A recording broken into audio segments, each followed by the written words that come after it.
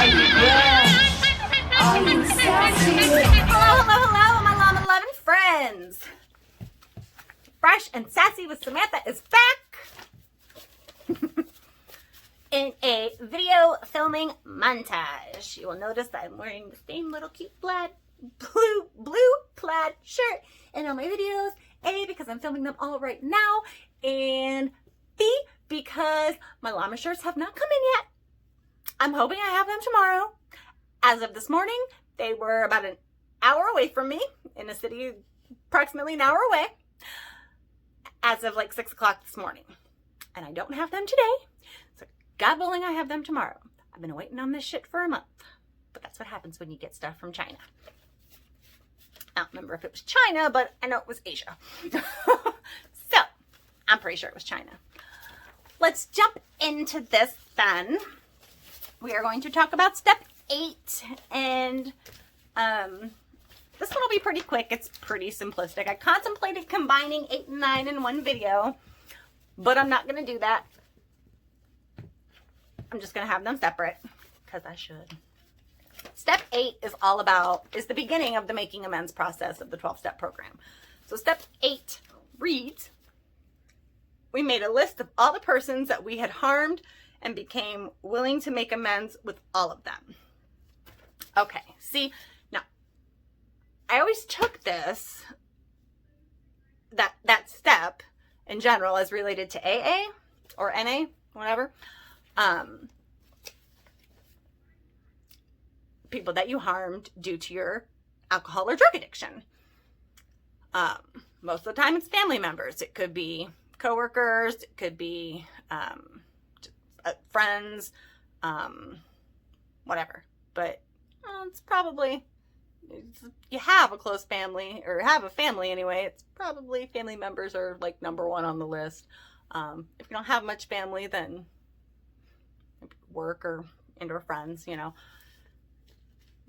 But people that are addicted to something fuck shit up because they're not in their right mind. They're all inebriated and shit. I've been trying to look at this in the eating disorder aspect. I don't know how many people I could even come up with that fit the mold, specifically people that I did anything to related to my eating disorder. Like, there's a couple that I could like kind of fudge it a little bit, or maybe not so much people that I like all out harmed, but maybe like lied to or withheld information or something, whether it's flat out lying or withholding information with regards to my eating disorders. Or disorder. Well, kind of binge eating and overeating, and but mostly bulimia. So I had said previously that a big part of the reason I was doing these steps was for the amends part, specifically with one specific person in mind. And I already squashed that last week, 2 weeks ago. It's actually what put me on my little spiral that has me backslid almost 2 weeks. So yes, I guess I'll start every video with that, even though it's, I feel like I'm repeating myself, but it's all different videos. So I backslid almost 2 weeks ago, and I am not even on a 24 hours right now, which sucks. I did finish my chips. I finished making the chips for like 1 day, 2 day, blah, blah, blah, 7 days / a week. I have a whole fancy bunch for each month. It is in it's in another video, the last video, the step 7 video. I have the chips on the beginning of that. See, the handful of people that know, or that I have like openly talked about the whole bulimia thing with, like, I could put them on here, which is what I was going to do for that specific person. But I basically wrote her a letter kind of. It's actually a letter on my blog. Open letter to my ex is what it was called on my blog. Apologizing for everything that I did and said, and being that I posted that blog 6 months ago or better, and I know she never read it, so I sent her the link to it after we were already chit-chatting, bullshitting, having a nice conversation. It was late at night when we were having that conversation, and I sent her that link, and I'm like, hey, here you go. Talked about the EDA thing and the steps and whatever. And I was like, but actually, I told her that I'd probably be getting in contact with her when I made it to step 9. And I was like, actually, you know what? I think this pretty much covers step 9. And I reread it again, and I'm like, yeah, this is I don't even need to come back to this regarding her. I think with her, a lot of the emotional or the mental and inner stuff that being bulimic does to me impacted our relationship. And for several different reasons. And I'm not going to go into it because it's very personal and it's not all my business. So I'm not going to do that. But Cliff Notes version is, there's just a lot of stuff. It was a couple different, or various different reasons. Some of the simpler things, talking about lie of omission, or withholding information, or flat out lies, that I had, that I can think of off the top of my head with everybody, or anybody rather, regarding bulimia and whatnot, is eating out at restaurants, especially buffets.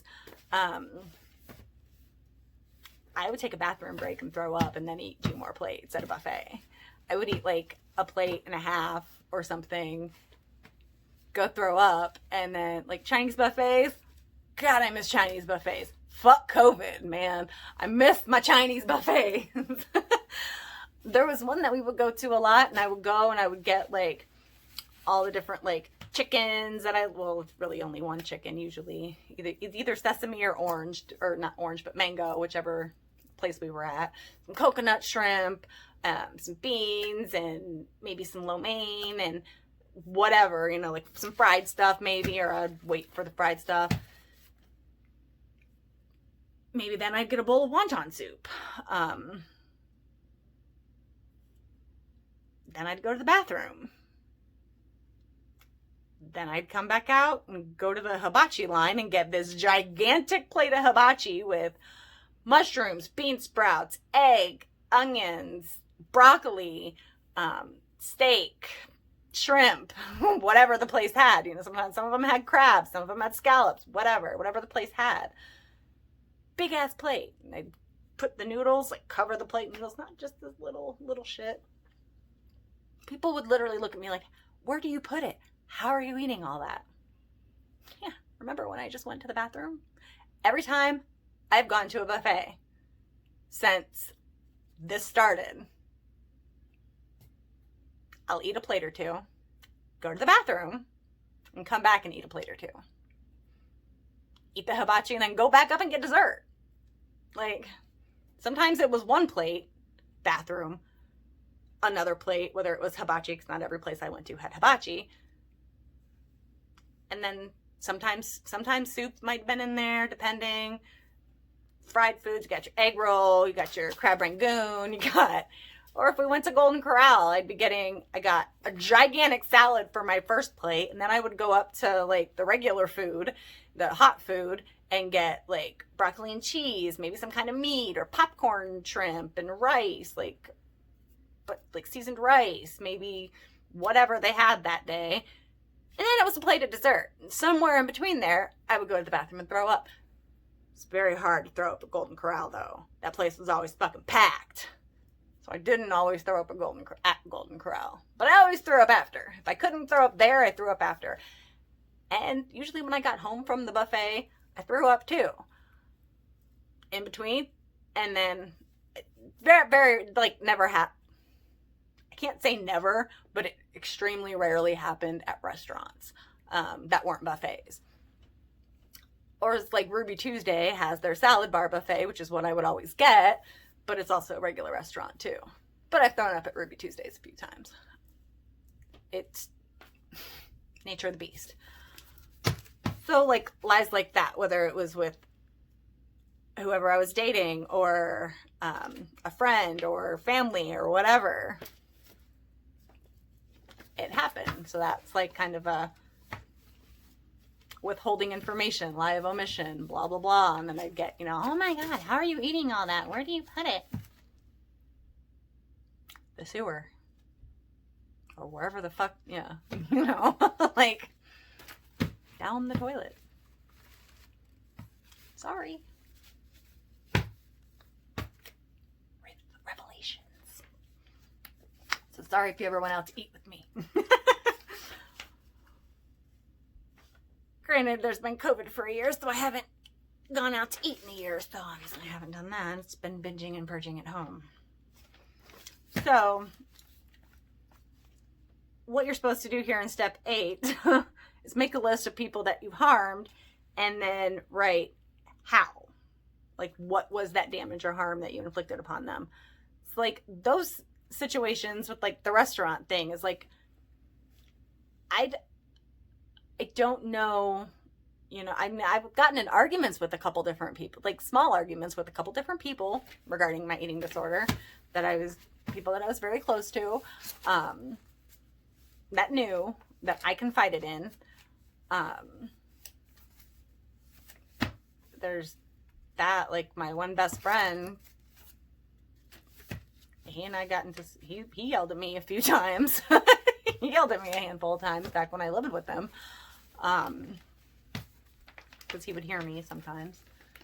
And as much as I prided myself on being the quietest puker ever when I was making myself throw up, because I taught myself how to be quiet and throw up when I was in college.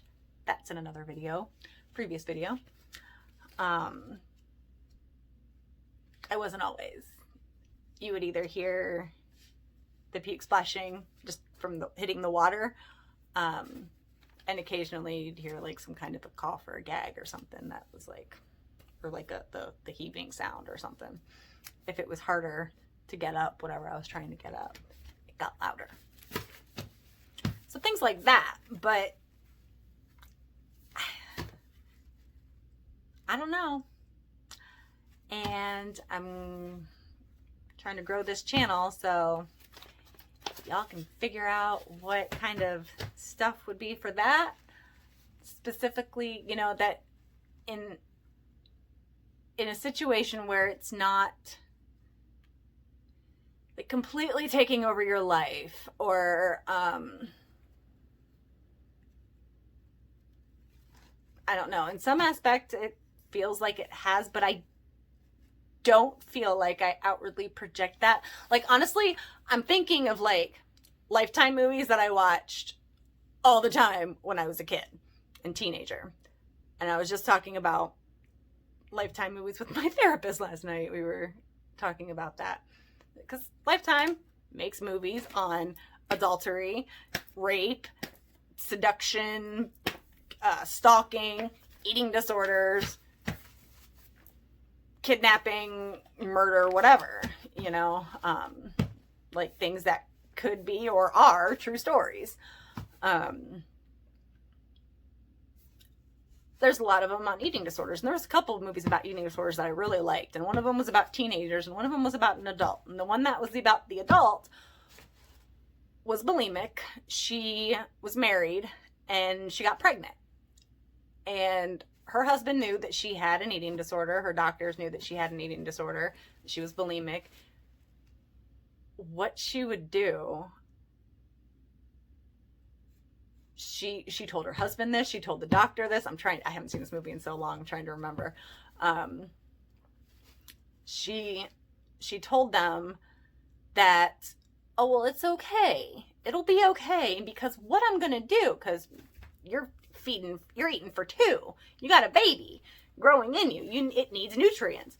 So what she was going to do was eat vegetables, eat carrots and celery and cucumbers, or I remember carrots and celery, and I think there was like cucumbers or something else involved. She was going to eat the vegetables, and then she would eat something else. And when she threw up, the most recent thing, seemingly the most recent thing that she ate was going to come up first. And then when she saw the carrots start to come up, she'd stop so the baby would have vegetables. I've had an eating disorder for 17 years, and I know that's fucked up. I couldn't even imagine. I don't know what the hell would happen to me if I didn't hate the thought of being pregnant. I've always been like that. Having an eating disorder, specifically anorexia or bulimia, when you're pregnant, fuck, man. Now, see, that lady's got some amends to make to her husband. I honestly can't remember how that movie ended. I don't remember the outcome of it, as far as if she, if she stayed pregnant, if she had a miscarriage, if she had the baby. I don't remember. But that scene is like so vivid, like stuck, obviously not completely, because I know there was carrots, because she specifically said, when I see the carrots start to come up. And that's a misconception anyway, because when you throw up, like when you're making yourself throw up, if you throw up right away, odds are good that the most recent thing you ate is going to come up first. But it also depends. I have learned that 17 years later. I've learned that over the last 17 years. Like, I've gone to the bathroom. I've eaten several things and gone to the bathroom and throw up. But the first thing I ate in that, like, half an hour or hour or whatever was the first thing that came up, not the last thing that I ate. Gotta check that. If nothing else, she can eat whatever the fuck she wants, this dumb bitch in the movie, go throw up, and then eat fucking carrots and celery and shit, and cucumbers and peppers and whatever, and not throw up anymore. I'm like, but I hate to break it to you, sweetie, the baby needs something more than the carrots for good eyesight. Okay. So that is step 8. Make your list of people you want to make amends to. I really thought that was going to be quicker, but I got off on some tangents. But that's okay, because that's what llamas do. Okay? At least I didn't spit on you. All right, kids. My llama-loving babies. Like, share, comment, and subscribe. Hit the bell icon to be notified when I release more videos. And check out my, the short video from a couple videos ago, my little intermission between the steps videos, because I talk about what kind of videos I'm going to be making as soon as I get done with the steps. Okay? All right. I will talk to you and see you guys later. Namaste, bitches. Bye. I am brash. I am sassy.